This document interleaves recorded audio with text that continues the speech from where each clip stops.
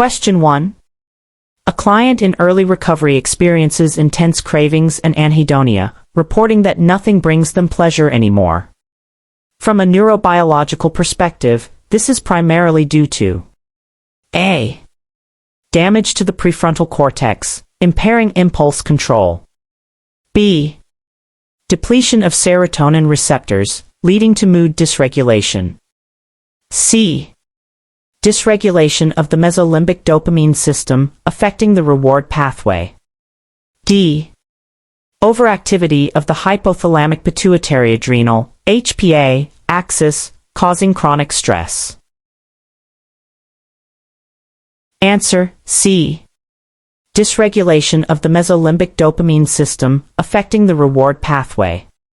This question tests understanding of the neurobiological basis of addiction, specifically the impact on the brain's reward system. The keywords intense cravings and anhedonia, inability to experience pleasure, point directly to the disruption of the brain's natural reward system, which is primarily governed by the mesolimbic dopamine pathway. Chronic substance use floods this pathway with dopamine, causing it to become dysregulated and less responsive to natural rewards, leading to a diminished capacity to experience pleasure without the substance. For instance, a client might find their favorite hobbies no longer enjoyable because the brain's baseline for pleasure has been artificially elevated by substance use. Remember that dopamine is key to the brain's reward and motivation system, and its dysregulation is central to addiction's persistent grip. Question 2. During an initial assessment, a client reports current use of cannabis, occasional alcohol consumption, and a history of opioid use disorder for which they completed treatment 2 years ago. The most appropriate initial action for the counselor regarding the opioid use history is to A. Focus solely on the current cannabis and alcohol use, as the opioid issue is in the past. B. Assume the client is at high risk for opioid relapse and immediately recommend inpatient treatment. C. Explore the client's current relationship with opioids, triggers, and protective factors in their recovery. D. Document the history but defer discussion until a later stage to avoid overwhelming the client. Answer: C. Explore the client's current relationship with opioids, triggers, and protective factors in their recovery. This question addresses the critical skill of conducting a thorough and client-centered assessment, particularly with a history of polysubstance use. The phrase "most appropriate initial action" emphasizes the need for a comprehensive yet sensitive approach. While the opioid use was in the past, a history of opioid use disorder indicates a significant risk factor for future relapse, even if the client is currently abstinent from opioids. It is crucial to understand the client's current perspective on that past use, what maintained their recovery, and any potential vulnerabilities without being alarmist or dismissive. For example, asking "What did you learn from that experience that helps you today?" or "Are there any situations that still make you think about opioids?" provides valuable insight without immediately pathologizing. Always remember that past substance use history, especially with highly addictive substances, is a vital part of a client's current risk and protective profile. Question 3. A counselor is working with a client who consistently intellectualizes their emotions and discusses their addiction in highly abstract, theoretical terms, avoiding personal feelings. Which counseling technique would be most effective in encouraging deeper emotional engagement? A. Rational Emotive Behavior Therapy, REBT, to challenge irrational beliefs. B.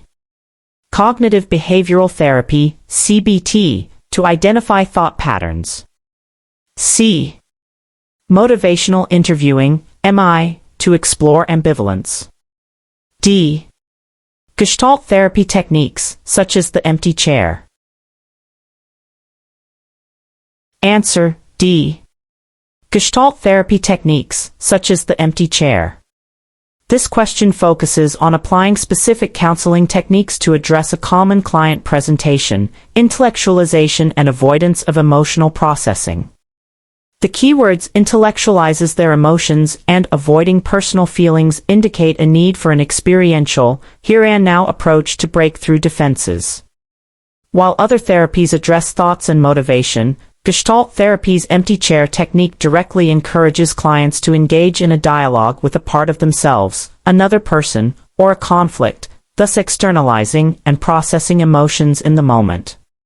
For example, if a client intellectualizes anger towards a parent, the empty chair can allow them to speak to that parent and express unspoken feelings. Remember, when a client is stuck in their head, an experiential technique can help bring them into their body and feelings. Question 4. A client expresses a strong desire to rapidly taper off their prescribed benzodiazepine, citing concerns about dependence. The counselor's most responsible response is to A. Support the client's decision to taper quickly, as this demonstrates motivation for recovery. B.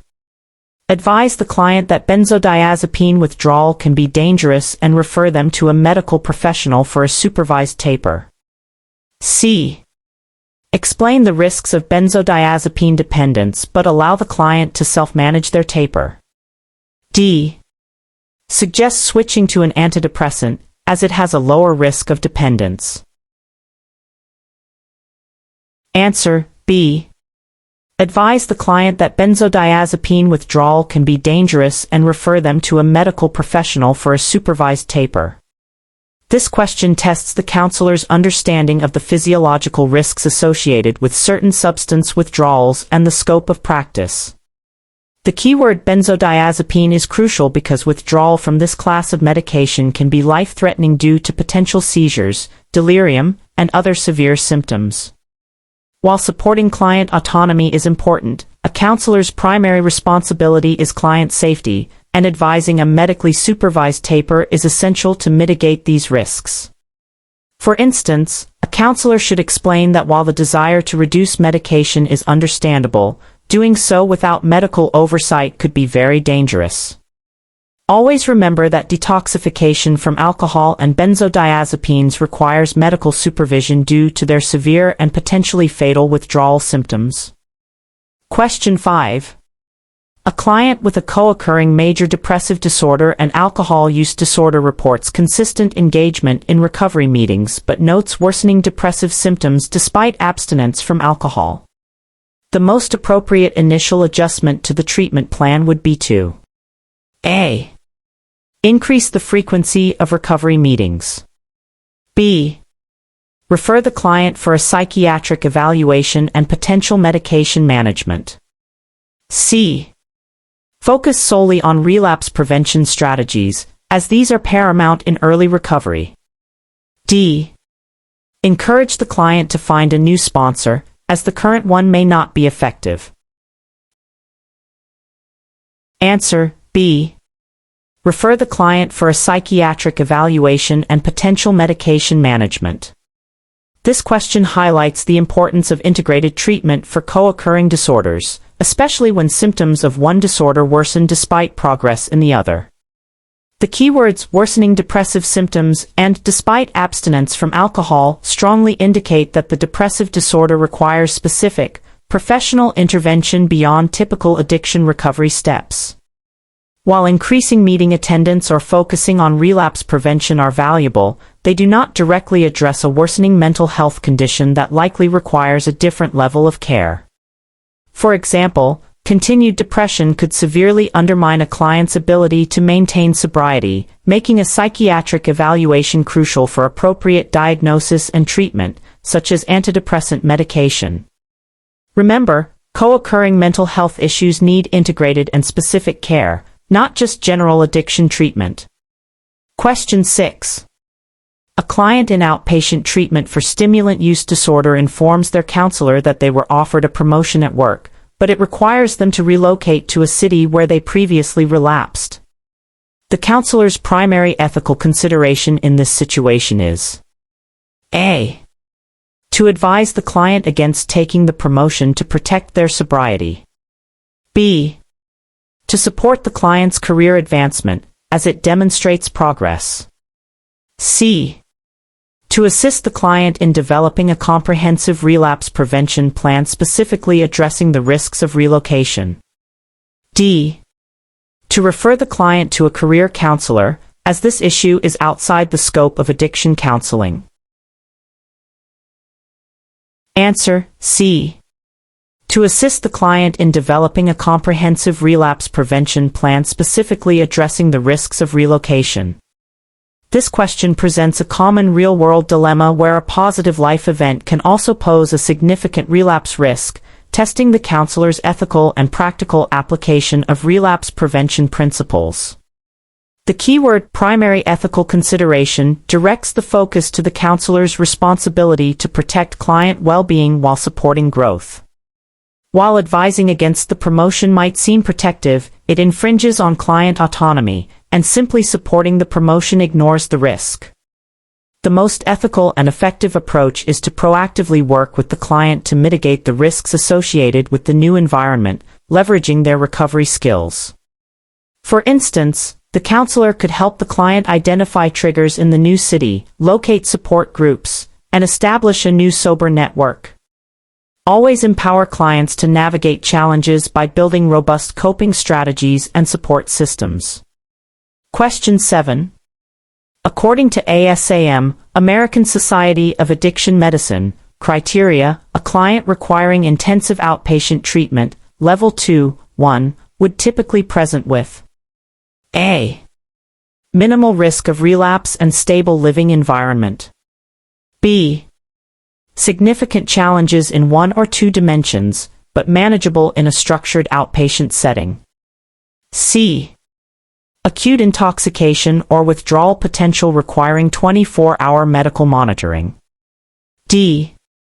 Persistent danger to self or others, necessitating restrictive confinement. Answer: B. Significant challenges in one or two dimensions, but manageable in a structured outpatient setting. This question assesses knowledge of the ASAM criteria, which define the different levels of care in addiction treatment. The specific level, intensive outpatient treatment, level 2-1, is the key. Level 2-1 is designed for clients who need more support than traditional outpatient services but do not require the 24-hour supervision of residential or inpatient care. They typically have some instability or challenges in areas like emotional regulation, relapse potential, or living environment, but these can be addressed in a structured program that allows them to live at home. For example, a client struggling with persistent cravings and some social triggers but who is able to maintain employment might fit this level of care. Remember that ASAM criteria are a guiding framework for matching client needs to the appropriate intensity of care. Question 8. A counselor is facilitating a psychoeducational group about the neurobiology of addiction. A client frequently interrupts, offers unsolicited advice to others, and dominates the discussion. The most appropriate way for the counselor to manage this behavior is to A. Ignore the behavior, hoping it will resolve itself to maintain group harmony. B. Directly confront the client in front of the group about their disruptive behavior. C. Gently redirect the client, remind them of group norms, and encourage participation from others. D. Expel the client from the group to ensure the learning environment is not compromised. Answer: C. Gently redirect the client, remind them of group norms, and encourage participation from others. This question tests the counselor's skill in managing group dynamics effectively while maintaining a therapeutic environment. The keywords frequently interrupts, unsolicited advice, and dominates the discussion describe a common group challenge.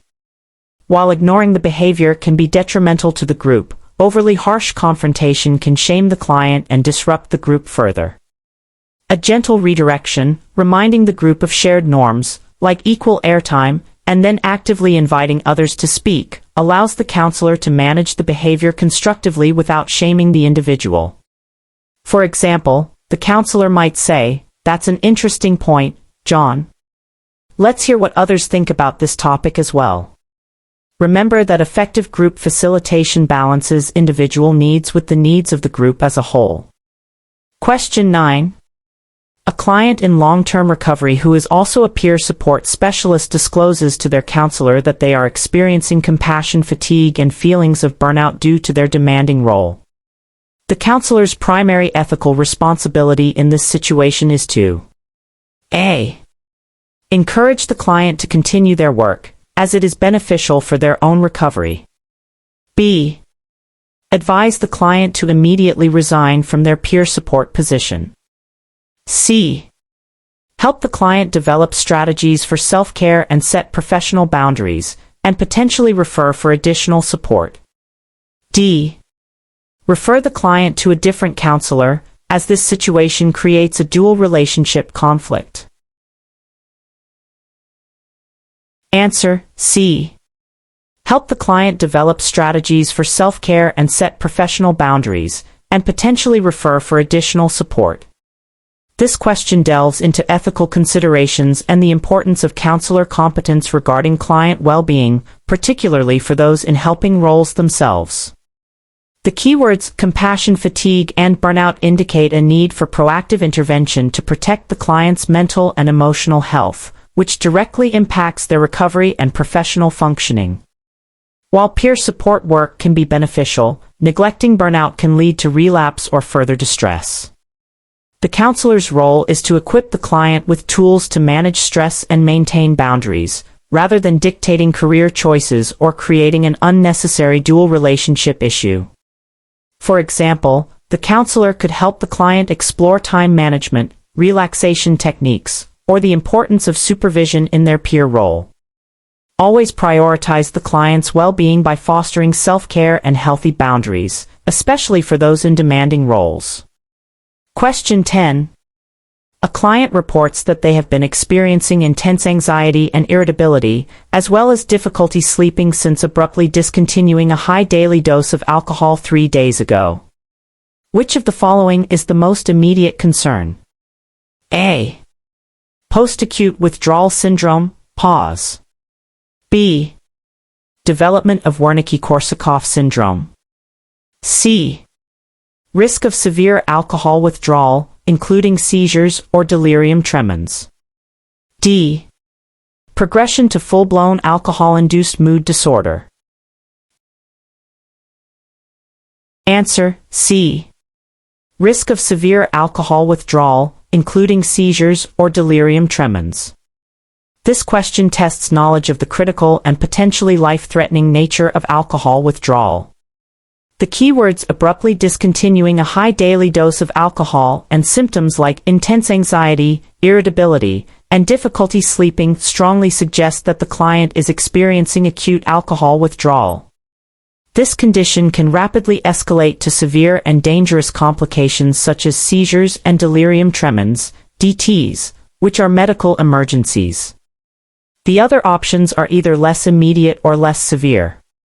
For instance, a client who reports these symptoms needs immediate medical evaluation to ensure their safety and prevent further complications. Always prioritize medical safety, as alcohol and benzodiazepine withdrawals can be fatal without proper medical management. Question 11. A counselor is reviewing a client's treatment plan and notices that goals are vaguely worded, such as improve overall well-being and reduce substance use. To make these goals more effective, the counselor should recommend they be A. More aspirational and long-term, focusing on ideal outcomes. B.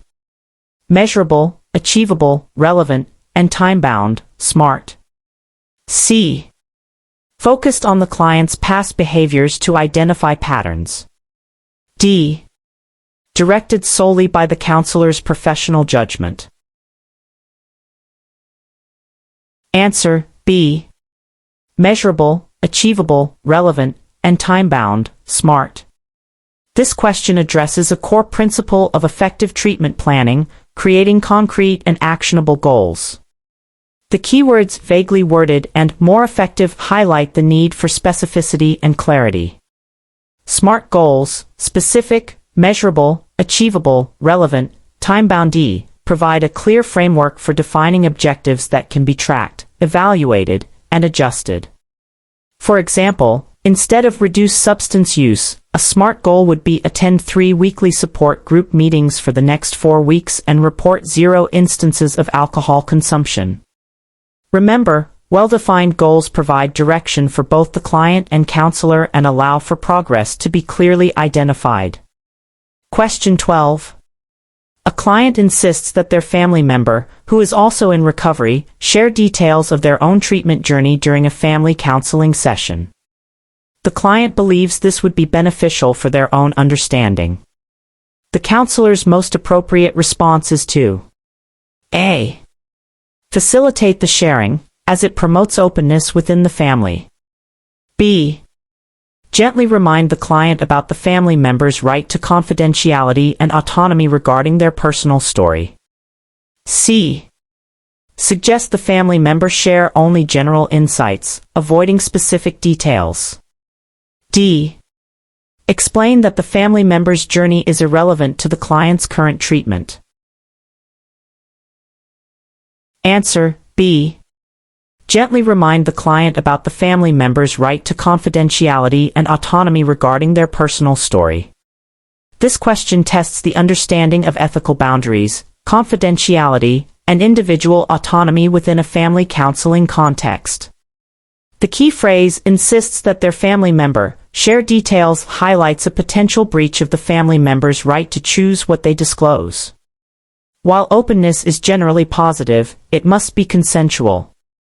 The counselor's ethical duty extends to all participants, ensuring that one individual's needs do not override another's rights.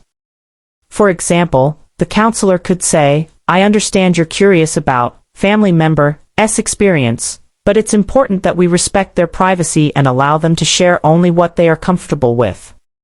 Remember, confidentiality and autonomy are paramount ethical principles that apply to all individuals involved in counseling. Question 13. A client struggling with opioid use disorder is being considered for medication-assisted treatment, MAT, with buprenorphine/naloxone. Prior to initiating MAT, the client must be experiencing A. Active withdrawal symptoms to prevent precipitated withdrawal. B. At least 72 hours of complete opioid abstinence. C. Mild opioid cravings but no withdrawal. D. Psychological dependence only, without physical dependence. Answer A. Active withdrawal symptoms to prevent precipitated withdrawal. This question assesses critical knowledge regarding the initiation protocols for buprenorphine/naloxone, Suboxone/Subutex, in medication-assisted treatment. The keyword precipitated withdrawal is crucial here. Buprenorphine is a partial opioid agonist with high receptor affinity, meaning it can displace full opioid agonists, like heroin or oxycodone, from receptors. If buprenorphine is administered while a client still has full opioids in their system, it can trigger a sudden, severe, and very uncomfortable withdrawal. Therefore, the client must be in active opioid withdrawal when the first dose of buprenorphine/naloxone is given. For example, they should be showing symptoms like muscle aches, nausea, or sweating, indicating opioids have left their system enough for buprenorphine to act safely. Always remember that initiating buprenorphine/naloxone requires careful timing to avoid precipitated withdrawal, making active withdrawal a necessary condition. Question 14. A client in recovery for alcohol use disorder frequently refers to their past self with shame and self-blame, despite making significant progress. This cognitive distortion is most reflective of A. Catastrophizing. B. All or nothing thinking. C. Personalization. D. Labeling. Answer D. Labeling. This question explores common cognitive distortions relevant to recovery, which are key concepts in CBT. The keywords shame and self-blame and referring to their past self with negative judgments point directly to the cognitive distortion of labeling. Labeling involves assigning a global, often negative, and fixed label to oneself or others based on past behavior or a single event, rather than focusing on the specific behavior itself. For example, a client might repeatedly say, "I'm just a failure because of my drinking," rather than acknowledging that they made mistakes in the past but are now in recovery. Remember that challenging these fixed labels can help clients separate their identity from their past actions and embrace their journey of change. Question 15. A client completes their intensive outpatient program, IOP, and the counselor is preparing them for discharge. The most crucial element to emphasize during this final stage of treatment is A. The importance of contacting the counselor for any future issues. B. The finality of treatment and the expectation of complete independence. C. The development and reinforcement of a robust continuing care plan. D. A review of all past treatment failures to learn from mistakes.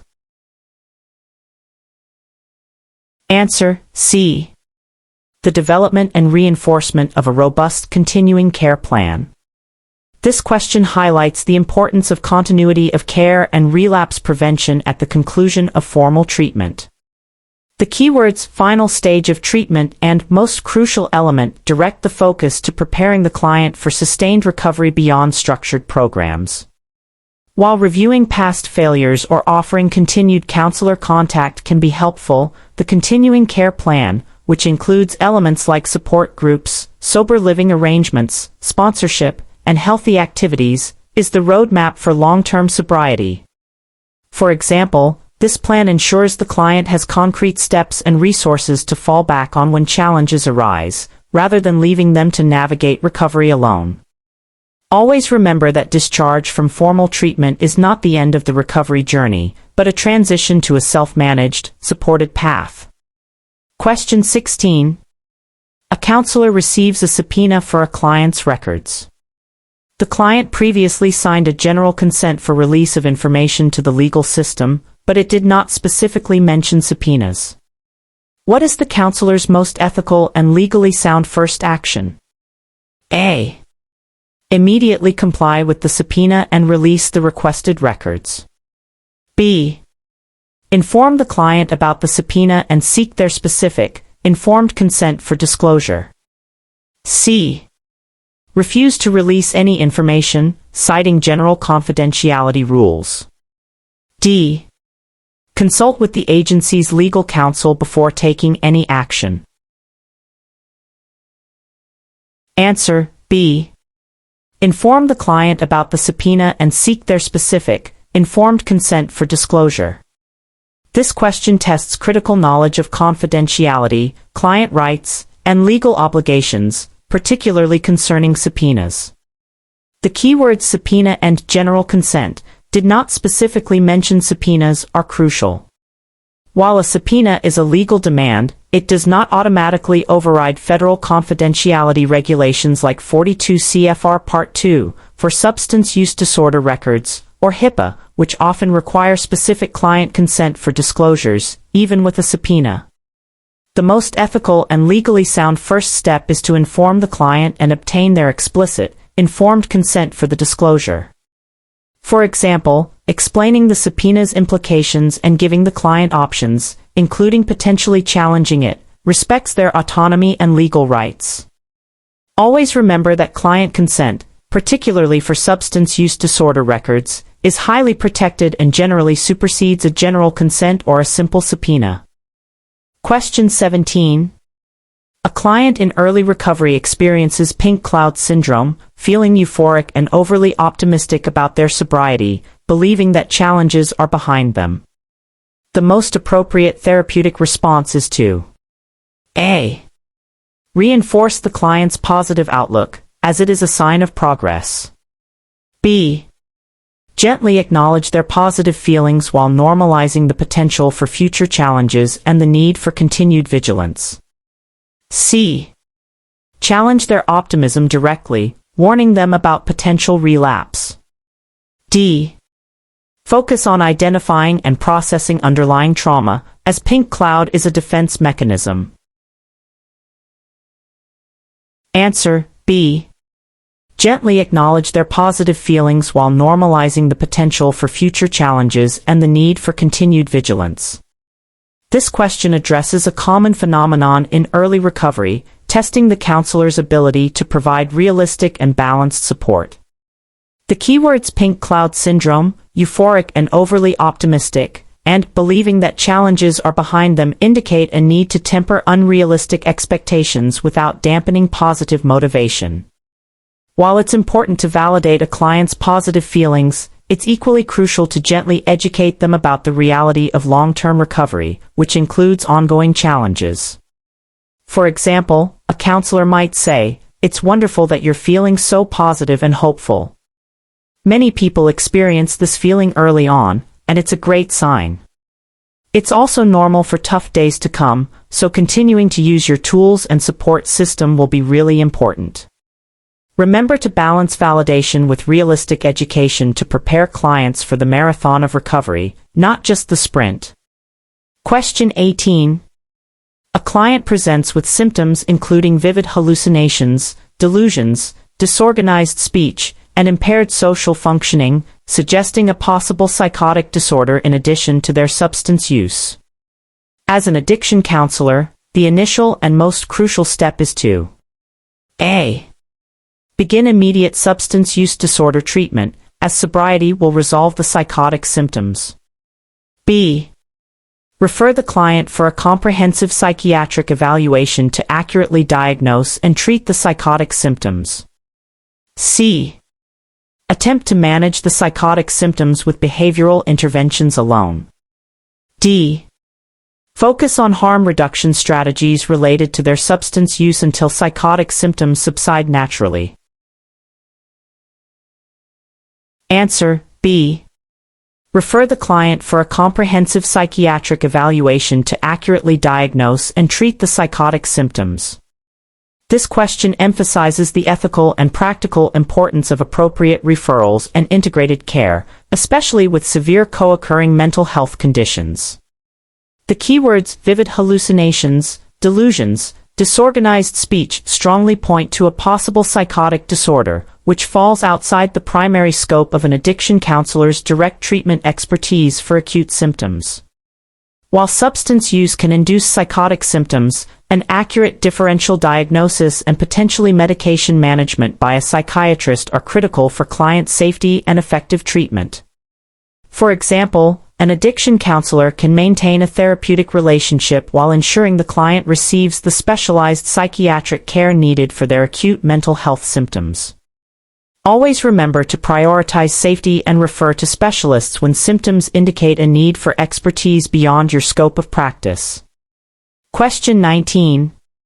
In the context of a therapeutic community, a hot seat intervention is primarily used to A. Provide individual counseling sessions to address personal issues privately. B. Facilitate group confrontation and feedback on a member's counterproductive behaviors. C. Offer a quiet space for meditation and self-reflection. D. Celebrate a member's achievements and milestones in recovery. Answer B. Facilitate group confrontation and feedback on a member's counterproductive behaviors. This question tests knowledge of specific therapeutic community, C, interventions. The term hot seat is a specific and characteristic technique within the TC model. It refers to a direct, often intense, group confrontation where a member receives immediate feedback and challenges from their peers and staff about their behaviors, attitudes, or resistance to treatment. For instance, if a client is consistently lying or manipulating others, they might be placed in the hot seat to confront these behaviors directly and encourage accountability. Remember, therapeutic communities often use confrontational yet supportive methods to promote personal responsibility and behavioral change. Question 20. A client in an outpatient program has a relapse and reports using their substance of choice. During the subsequent counseling session, the client expresses intense feelings of shame and guilt, stating, "I've failed everyone, and there's no point in continuing treatment."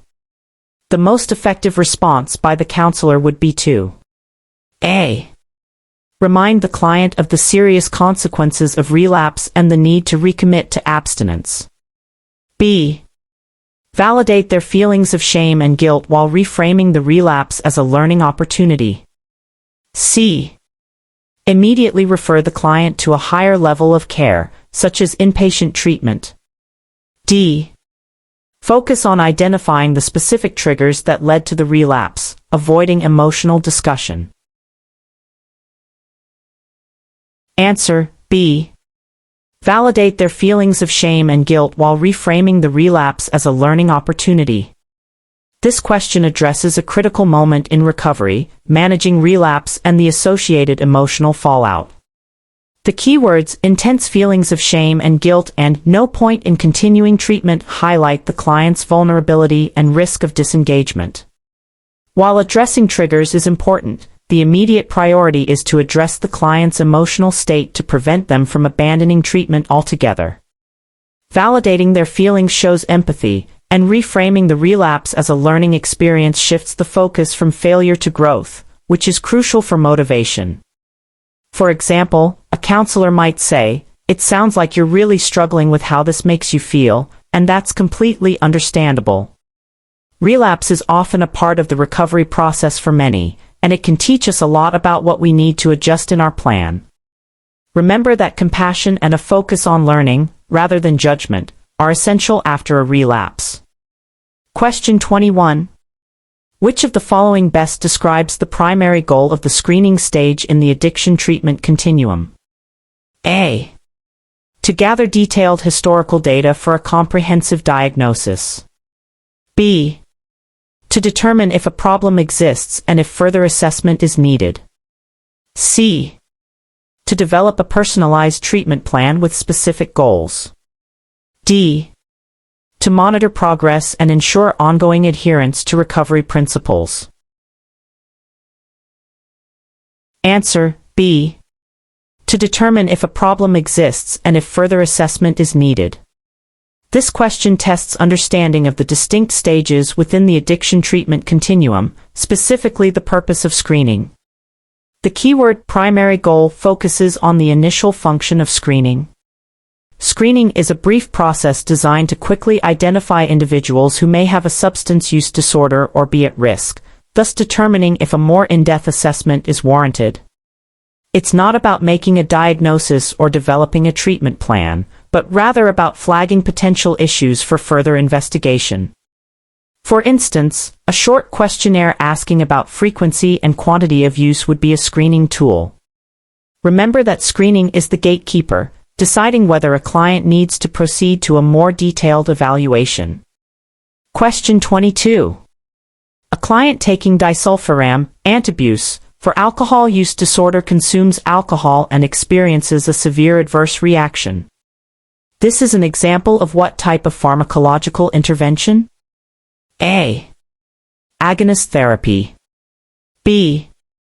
Antagonist therapy. C. Aversion therapy. D. Replacement therapy. Answer C. Aversion therapy.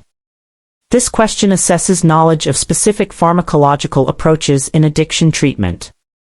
The keywords disulfiram, antabuse, and severe adverse reaction when alcohol is consumed directly point to the principle of aversion therapy. Disulfiram works by blocking the enzyme acetaldehyde dehydrogenase, leading to a buildup of acetaldehyde when alcohol is consumed, which causes unpleasant symptoms like nausea, vomiting, flushing, and heart palpitations. This creates an adverse conditioning response designed to deter drinking. For example, if a client experiences these symptoms after drinking, they are less likely to want to drink again due to the negative association. Remember that aversion therapy aims to create a negative association with the substance to discourage use. Question 23. A counselor is working with a client who identifies as a transgender woman of color and reports feeling misunderstood and marginalized in previous treatment settings. When developing a treatment plan, the counselor's most important consideration for ensuring cultural competence is to A. Focus solely on evidence-based addiction treatment protocols, as they are universally effective. B. Educate the client about the counselor's own cultural background to build rapport. C. Incorporate the client's self-identified cultural values, gender identity, and lived experiences into the treatment plan collaboratively. D. Refer the client to a counselor who shares the same cultural and gender identity. Answer: C. Incorporate the client's self-identified cultural values, gender identity, and lived experiences into the treatment plan collaboratively. This question tests the application of cultural competence in treatment planning, particularly for clients with intersecting identities. The keywords transgender woman of color, misunderstood and marginalized, and most important consideration highlight the need for a client-centered, affirming approach. True cultural competence involves moving beyond a generic approach to actively acknowledging and integrating the client's unique cultural context, gender identity, and lived experiences into all aspects of treatment. For example, this might involve discussing how societal discrimination impacts their stress and substance use, or connecting them with LGBTQ+ affirming support groups. Remember that effective treatment is always individualized, and for clients from marginalized groups, this includes actively addressing how their identities shape their experiences and recovery journey. Question 24. A client in recovery frequently experiences intense cravings when encountering people or places associated with past substance use. From a learning theory perspective, this phenomenon is best explained by A. Observational learning. B. Negative reinforcement. C. Classical conditioning. D. Operant conditioning. Answer: C. Classical conditioning. This question delves into the learning theories that explain triggers and cravings in addiction. The keywords intense cravings, encountering people or places associated with past substance use, and learning theory perspective point directly to classical conditioning. In this model, previously neutral stimuli, like specific people, places, or even emotions, become conditioned stimuli through repeated association with substance use, eventually triggering cravings and physiological responses even without the substance present. For example, seeing the street corner where one used to buy drugs, even years later, can elicit strong cravings due to this learned association. Remember that classical conditioning helps explain why environmental cues are such powerful triggers in addiction. Question 25. An addiction counselor is participating in an interdisciplinary team meeting to discuss a client with complex needs. To ensure effective collaboration and protect client confidentiality, the counselor should A. Only share information directly related to the client's substance use disorder. B. Provide a comprehensive summary of all client information, including sensitive personal details. C. Limit shared information to what is necessary for the team's specific treatment goals, with appropriate client consent. D. Recuse themselves from discussions regarding mental health or medical issues, as those are outside their scope. Answer: C. Limit shared information to what is necessary for the team's specific treatment goals, with appropriate client consent. This question focuses on the delicate balance between interdisciplinary collaboration and client confidentiality within a team setting. The keywords interdisciplinary team meeting, effective collaboration, and protect client confidentiality are central. While collaboration requires sharing information, ethical and legal standards, like 42 CFR Part 2 and HIPAA, dictate that disclosure should be limited to the minimum necessary information required for a specific purpose, always with proper client consent. For example, a counselor might share information about a client's relapse triggers and coping skills related to their substance use but would not disclose unrelated trauma history unless directly relevant to the current team's treatment goals and with specific consent. Remember that information sharing in team settings must always adhere to the principle of minimum necessary and client consent to uphold ethical and legal obligations.